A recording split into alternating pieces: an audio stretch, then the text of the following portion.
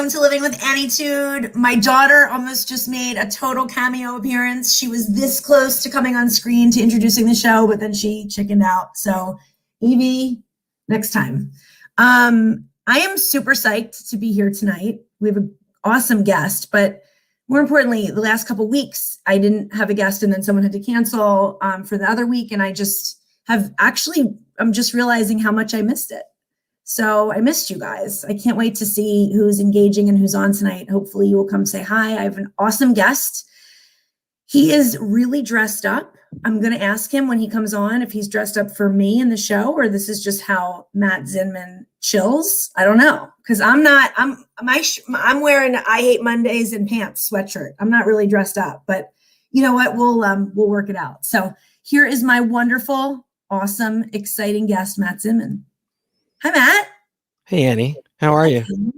Well, I'm great. So let's tell everybody, that I not only I put the wrong date on the promo for you, and I forgot to send you the StreamYard link. So as I told you before, I'm really have my shit together this week. It all tends to work out, even on the fly. And I was wearing my sweatshirt moments ago. So you changed? Just for you. You did for me? For you. For the Living with Annietude show? I am excited. This is like a big deal. Like you wore a sport coat. I'm psyched. Not hard. No, you're looking good. Looking good. Thank you. Hi from Birmingham, Alabama. How is the weather in Birmingham right now? I know things are crazy in Texas. And hi, Michelle. How you doing? Oh, it's so nice to see everybody engaging. It makes me so happy. Matt, I don't know enough about you. Neither do our guests. Some of them may. I know about Zisms. I know what I read on your LinkedIn profile, but will you give me like a bio and like just sort of give me an intro and tell me who you are and what you have going on, and then we can just chat. I have like lots of subjects to chat about tonight. Yeah, sure thing. So Matt Zinman, I am near Philadelphia, born and raised. Where are you near Philly? Because I'm here. You're in Warminster? I'm in Warminster. Hi, Donna. Okay, so I'm in Penn Valley, so I'm like not far from you. Yeah, you're stone's throw. We could have done this together if it wasn't for stupid COVID. But anyway. I know, right? So I have a background in marketing communication, started my own company in 2002, and then I got into the world of internships. I started a nonprofit called the Internship Institute in 2007, and I did that the past 15 years, and then COVID hit, right? So at the same time as also writing my book, Zisms came out, the nonprofit got sidelined, and I had only planned on writing Zisms, and now I'm just leaning all in, Annie. Are you? What does that mean to you? How do you define leaning all in? What does that mean? Hi from Delaware. Hi, Michelle. So she's close to us, Matt. What does that mean? Well, like I said, I really hadn't planned on just doing more than the book. And then midsummer, one thing led to another, and I started my own podcast, which is Insights to Live By. And my 41st show releases tomorrow. Nice. And I'm just having a blast. And in recent months, I just decided that I'm going to go with the current, and because things that, feel like they're going my way. And I am releasing new courses and a free video series and on and on, a new community. So I'm just psyched about it. Tell me where Zisms, I know what it comes from. It reminds me a lot of like Annietude, like that, like play on your name. So tell me how what's the genesis of Zisms? How did that start? And what does that mean to you? Well, interestingly, there's a whole story that goes behind how it came about. I'm just for sake of reference, I am going to hold the book up for a second here. Nice. So it's on your LinkedIn profile. In case on LinkedIn. So that guy right there, when people see that, they think, is that a key? Is a dollar sign? That's Z-Man. So there's a story that I had this strange encounter back in 2007. That dotted Z is from my marketing company. And then this strange woman encounter, too much to explain. She just kind of, came out of nowhere, took my pen out of my hand, drew that thing. And ever since, I've had nowhere to put it, right? Not with internships. Right. So when I decided to write the book, I was like, this thing is going on the cover. It's just been waiting, no matter what. Going on the front no cover. matter what. So it's true. So the original dotted Z was from my Z Communication Marketing Company in 2002. but Zisms came about because of that symbol going on the cover. It had to be a Z theme.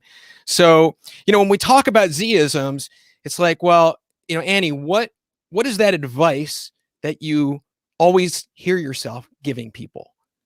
Right? Like the pearls of wisdom, the things that you hear from your parents or grandparents or just through your own life experiences. Well, those are your Zisms. Zisms are insights to live by. So that being the subtitle of the book. So it's not just, quotes and quips and things like that, core concepts and, running with that. Who's your primary target? If this is for anybody to read, anybody would be interested in this. Who's your target audience? Who are you aiming this towards? Yeah, I think it's really less a matter of who as a matter of when. Is someone, are they ready, to really want to, people are at different points in their lives and not everyone can keep up with personal development or, want to work on themselves or, what have you. So it's for anyone who's really at that stage, who just want to get a new perspective on things. And that's such a good, yeah. You make a really good point when you say that. I want to dig a little deeper into that. When you say, it's such an amazing point because not everybody is ready, but how do you know if you're ready? In your opinion? Well, if they take to it. So for example, Zisms has, its own origin and foundation. And then there are other concepts like earned confidence and inevitability, things I speak to in the book, perception, on and on. But I also am speaking to something around the notion of happiness. And it's really about that premier mindset that you're striving to make the most of every moment. And so when you're looking at things like perception and you think of, well, optimism and pessimism apply to the very same set of circumstances.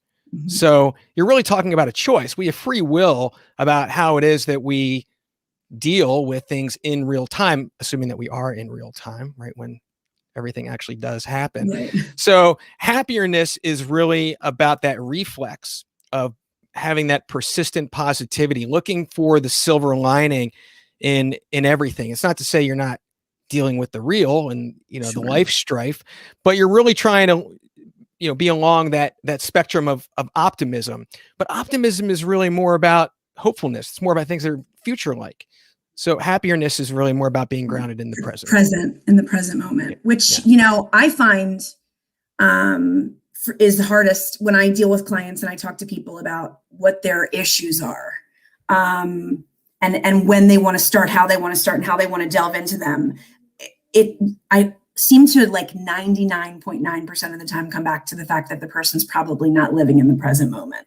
And I think a lot of us go through life and just our daily life not being present. Have you found that with most people? That's sort of the genesis of what you're talking about. It's really where I focus a lot of the attention right up front around perception, around again, I'll come back to earned confidence. So let's go there, to your question. So earned confidence is really about the fact that we've all been through everything that we've been through in our lives. And we're here having this conversation, right? We're still standing. We're survivors. And it's a reminder that we can just be in the present. We don't have to worry or be anxious or make assumptions or anything that takes us out of the present into the unknown uncertainties of future. You could just deal with the real. You have the earned confidence to know that I've already proven to myself I'm capable of coping with everything that's come my way. I've overcome it. So I'll do that every time, through experience. So that's part of grounding in the present, is that earned confidence. That's a really interesting way of thinking of it. I mean, I think people find it just sort of uncomfortable to be in the present moment. They're either stuck. I mean, what I find with the people that I speak with and come in contact with, it's like they're stuck in the past and they're weighed down by this cloak of the past, or they're so worried about the future, which both are important. I don't want to dismiss the past and the future because they're important. But like in my own personal life, sometimes I find myself teetering.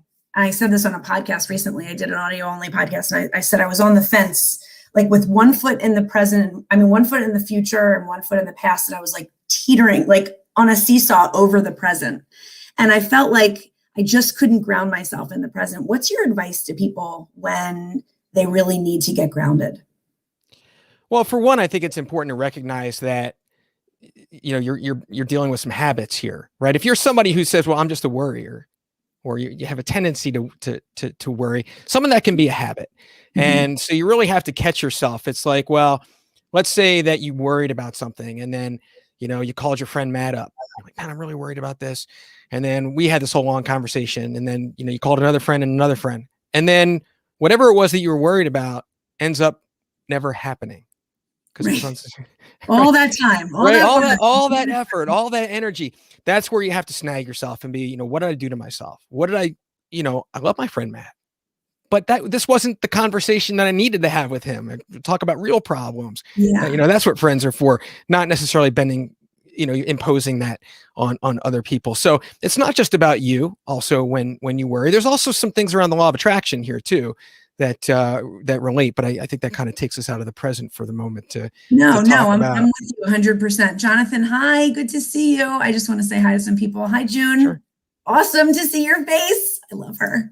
Melody, you're so wonderful. Thank you for always being such a supporter. So what was I just going to say to you? I had such a good thought that I was going to say to you, and then I got thrown off by the We're talking about worrying and earned confidence and all that. I find that another thing that brings it helps me and helps clients of mine come back to the present is going back to gratitude. When I can stop whatever I'm doing, if I am doing that teetering, like I said, and if I can stop doing what I'm doing and talk about the things that I'm grateful for, think about the things, write them down, journal about them for like even a few minutes, it brings me right back to the present. What's your stance on gratitude and how that sort of intersects with everything we're talking about? Well, I have a whole chapter on harnessing gratitude. It's certainly, at the root of a lot of things, grounding in the present, as you say. And I think it's important, there are those exercises and things. It's practice, right? You have to practice not worrying. You have to catch yourself, right? It's all about learning a new instrument or going to the gym just the same. You do need to make the conscious effort. But I think what's really important about gratitude is not just going through okay, I wrote my 3 things down. Right. Or not just go through the motions. You have to experience it. Gratitude is an experience, not an action. So you don't, it's more than just going there and writing something down. And, the other thing that I want to speak to in and around this in terms of being in the present is something around winning the battle within that has to do with kindness. And naturally, a lot of people think of kindness, they think of kindness toward others, but here we're looking at self-kindness. And self-kindness is really another grounding principle like earned confidence. And the reason is that, when we look at different things that we're trying to do in personal development, like I feel this way about myself, but I want to feel that way, right? I want more self-esteem, self-love, or confidence. And it can be really vague. It's like, I know I want to feel a certain way, but how do I get from here to there? And so when you look at something like earned confidence, okay, I've got this. I've always had it. It's really tangible. Same thing with self-kindness. You're either being kind to yourself or you're not being kind to yourself. It really is a this or a that. So it provides a barometer for, any given moment that you need to rely on it to bring yourself in the present. So in a lot of ways, the way that earned confidence grounds you in the present and keeps you away from those uncertainties around the future, self-kindness is a lot about ridding yourself of what's dragging you down from the past. Your regrets, your resentments, your grief, your shame, your baggage, right? All of that. It's not kind to yourself to hang on to any of those things. So when you put the two together and you then look at that as a grounding in the present, that's also, you're absolutely correct, where gratitude and mindfulness practices come into play. And that really is at the foundation of, mastering that is going to accelerate everything else that you try to do. What do you say, Matt, to people that will come back and say, and not even in a rude way, but somebody that would be like, this isn't going to help me. Like, this isn't, this isn't going to help. Like, what do you say to that person? Because I've had that experience. They're just not ready. They're not ready. Yeah, they're not ready. That's exactly what. And that's just where it is. That's where it is.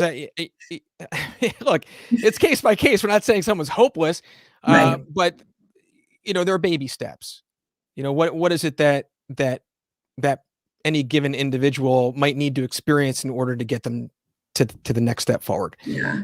Is I think a better answer. Where's self-compassion? Is that the same as self-kindness in your mind? Where does that fit in?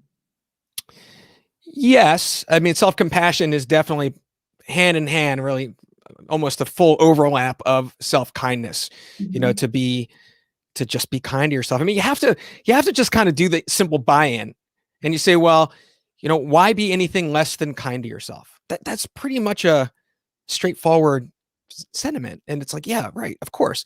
It's true. From there, it's like, okay, well, if I'm not being compassionate or understanding, or I'm just, those tapes are going on to my, that replay in my head, self-abuse and things like that. That's when you need to fight back, stop it in its tracks, and use this as a tool to help you, fight back against that inner voice. Because what you're, what's going on inside your head isn't necessarily the truth.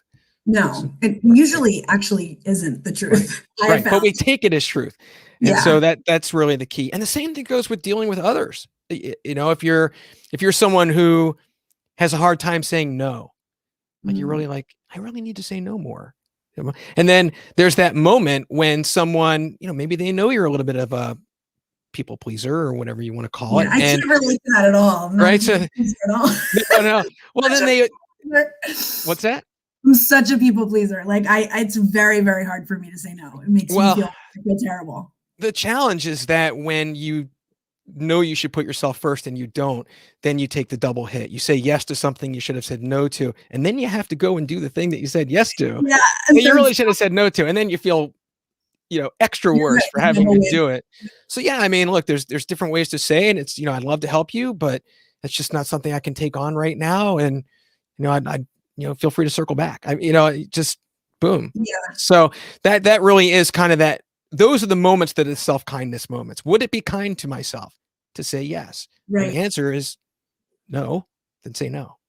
Was it you today? Was somebody commented that God, my brain this week, but somebody said I'm practicing refraining. And I liked that a lot. And I did actually a post today on perspective. So I have a rescue dog. He's part of the family. And every day we go on walks and he trails in like all of this mud and weather. And it's just disgusting out. And like my floor is white in the kitchen and it gets all, and like I started to get annoyed. And then I just completely reframed it. And I was looking at his little paw and I thought, this dog walks with his head high, gives so much love, compassion, energy, and unconditionalness every minute of the day. Like, who cares about some muddy paw prints, right? So it's all about perspective and how you look at things.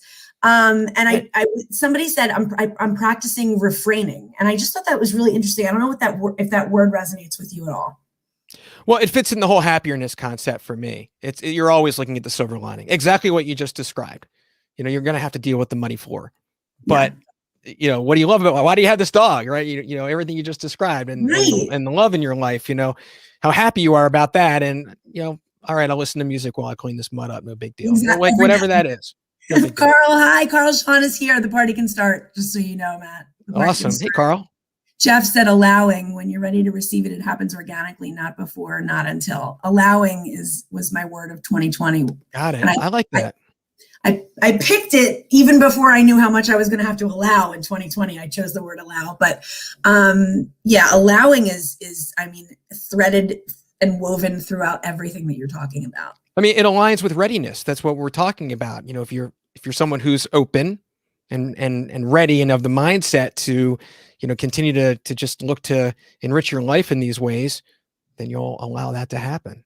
How it strikes me. Can we just back up just for like a couple minutes? I want to talk about how this hit you, this struck you, that this is what you wanted to write a book on. Like, how did that sort of happen? Well, there are a number of concepts that I've, had that have served me well over the years. Earn confidence. The book is written like a personal conversation. So there are a number of personal disclosures, I'm putting myself out there. One of which is that I've had to contend with depression my whole life. So since my teens. So that has a lot to do with how I take care of myself, what my mental outlook is, being proactive. Another is that I saw my mom through a terminal illness, and she's gone almost 25 years. Actually, next month will be that point, and she really suffered over a number of years in times when we really thought we were going to lose her, and then you'd go through that anguish, and then she'd pull through, thank goodness, right? But then you go through the anguish again, and then that is really, for me, honestly, the foundation of earned confidence. Because you have to deal with the real. What will be will be. You can't keep putting yourself through something that isn't certain to happen. So just deal with. You learn to cope with things in real time. Yeah, so but that's really difficult. That's really difficult. Wouldn't you say? It was as difficult as it gets. Yeah, you can't be anything but human about going through it. But when you really think you're preparing for the worst, and then the worst doesn't happen, you have to really align, is the experience that I let myself go through in relation to some kind of a life strife, in line with how badly I should have, how I coped, essentially. Right. So the earned confidence, if you could make it through that, it's just one of those things, right? If whatever you're going through right now, if it's not the absolute worst thing you've ever been through, then you should pretty much know you have the earned confidence to get through this, because something was worse than this and you made it through that. And that's such a great point. There's a couple of people actually that are, I think, listening in that I want to hear that message again. Will you repeat what you just said? That if you've been through this. Well, essentially, no matter what it is that you're going through, unless it's the absolute worst thing that you've ever had to deal with, you should then realize that you have the earned confidence to deal with this because you already overcame something more difficult. Hi, DJ. Great to see you. I'm finally catching Annie live. Hi. So, yeah, I mean, what's that expression, Matt? If you've gotten through every single, trial and tribulation up until this point, earned confidence. Yeah, no, I mean, there's an expression like I forget what it is, but it's like you've made it to this day, right? So you've got, like you just said, the exact thing you just said. You're still standing. Is that where you're going? You're still standing. You've been through. Yeah. We're survivors. Yes, survivor. And I just, I think it's such an amazing perspective when you really think about that when you're going through something and you're taking a look at what is about to happen, or you're worried, or you're considering things for the future. I think it's so important to remember your own personal strength and what you've gone through and what you've survived thus far, right? I mean, we're standing here. Right. And look, there's no shortcuts on things that are true that you have to cope with. You're not trying to suppress or, ignore feelings that you have to have or grief, for example. But I mean, look, life's hard and you can expect that to remain consistent. And so what is it that we have choices over? And the main choice we have is how we react, how we deal with things in the moment. Looking in and around that whole happiness concept about whatever that silver lining is across that spectrum, the control that you have to perceive things in a more optimistic way, and cope with things as we just described. These are choices, as much as they may not feel like they are. They're choices within what can be more difficult circumstances if you choose to let those circumstances be more difficult. I mean, and what you're talking about too is such a relinquishing of control. And so many of us hold on to the reins so tightly and think we can control a lot more than we can. And that is what contributes to this lack of allowing things to sort of happen and be, and just to the ability to just be. I always talk about coming back to the breath and just allowing and being. And it's a daily practice for me. I'm certainly no guru at this, but it's something that I try to practice every day, which is just when I'm feeling like that, just coming back to the breath and centering.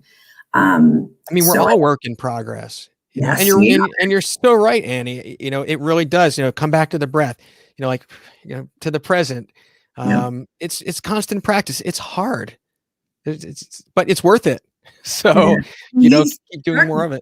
I've had mental health challenges too. I mean, I've seen that. When you've seen the darkness, you understand. And I'm not saying other people don't understand, but and thank you for sharing that, by the way. I think it's awesome that you have shared that in your book and that you're allowing people to hear your story, because it helps others. And it warms my heart to know that, I'm not alone, and I'm sure many other people. But I mean, when it comes down to it, like, we all have to just allow, and we have felt pain and darkness, especially the people that have had mental health challenges.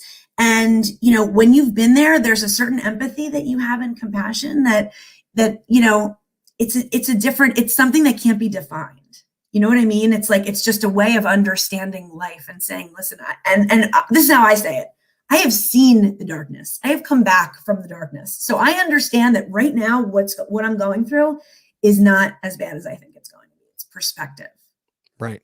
That's well said.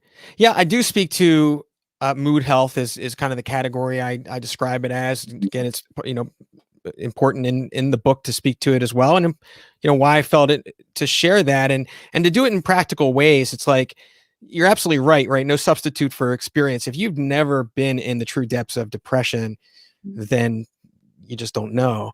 And like, more power to you. Congratulations. Like, that's amazing. Well, you also have the incentive not to let it happen. So, because you know how bad that is. And from a practical standpoint, like for me, it's a lot like quicksand. If you let one day and another day and another day go by and you start sinking, it gets that much more difficult to get out. So I do have this like 3-day rule and a whole game plan. What do I do, and create structure for myself and reach out to people who lift me up. And I just can't let myself lay around, get to the gym, go to coping skills, but you have to parent yourself. You have to just make yourself do it. No choice. And it's hard because you're getting depressed. So it's even more difficult. You're very wise to have that plan. It's very difficult when you're in it and you're sinking in that quicksand to put that plan in place, but you also know the ramifications if you don't. Well, I wish wisdom didn't come from so much suffering, quite honestly. I mean, it's been a hard word for a lot of people in these ways, but it's important to me to really be out front about it. And, that's why I'm so psyched about, I'm literally like announcing here, like this free video series that I've been producing, everything unfolding today. It's now available today. So tell me how to get, that's a great sort of ending. We have a few more minutes. Tell me how to get, how do people get to it? How do they discover this? Thanks. Well, my site is mattzinman.com, and there's all things there, but the free video series is just now up for people to get. And it comes to mind because it was important to me to focus on things like mood health, which is at the front end of it, and managing energy, personal and interpersonal are the other two parts. So it's called 3 Zisms to better your life. And those are the particular categories that it covers.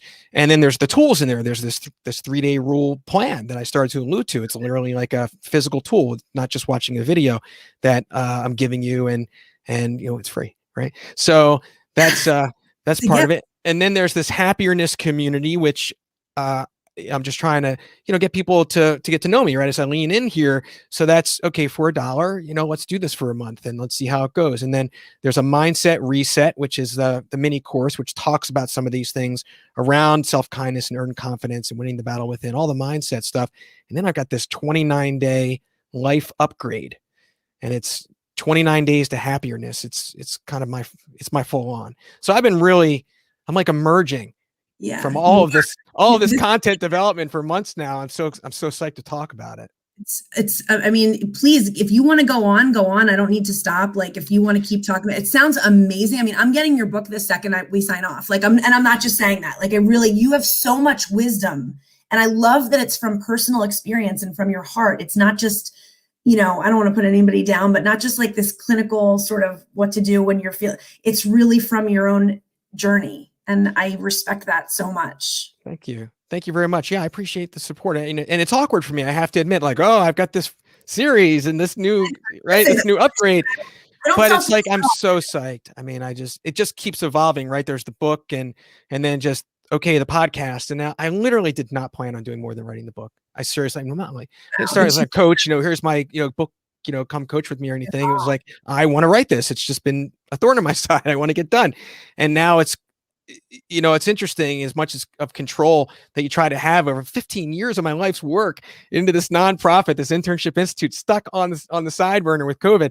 It's like, okay, so this is my pivot, and it just lean in, and I'm going for it. Yeah, you need this so badly right now. I mean, you're on the pulse of what, sadly, but what people need. I mean, you're touching hearts and you're making people feel not alone. And that's like my biggest thing in life is I just don't want other people to feel alone. I want them to know that they have support, and you're doing that. And I could see us like collaborating in some way in the future. I think you bring so much wisdom and knowledge to the table, and I just appreciate you so much and what you're doing. Actually, Cole Watson, hi Cole, said, "I wish wisdom didn't come from so much suffering," and he quoted you. That was a pretty tremendous quote. Bill Bradford said great stuff. Thank you. Thank you. Yeah, I know, Annie, I saw, you have it written, you're put on this earth to make an impact. That's what you write about yourself. And you're here, right? That's all we can do, right? Making this happen. I'm like, I relate. Let's collaborate. Absolutely. Let's do it. Don't be a stranger. Accountability partner, because I haven't heard somebody say, like, that just resonated with me so much when you said I feel funny, like the self-promotion. I don't even ask people to like and subscribe. Like I don't know. It's just odd. Like, yeah, but you get out of your own way. It's like, well, I know this is about impact, and the more that you make, the more you can make, right? So that's what it's about. I'm trying to get out of my own way. If you can hear me psyching myself up, I know we're running down. I so appreciate the conversation and being here with you. Thank you so much to your listeners and viewers here. It's just great to be with you. Got to get this wise gentleman on my show, The Daily Word Live. Carl Sean is everybody connect with Matt Zinman. He's got so much good going on. I love it. So that's the end of the show. It went so fast. I know. Loved learning. I can't wait to learn more. Connect with Matt on LinkedIn. Go to mattzinman.com. And that's it. That's all we got. But hang on one sec. I want to talk to you. Everybody, this is my outro. Peace.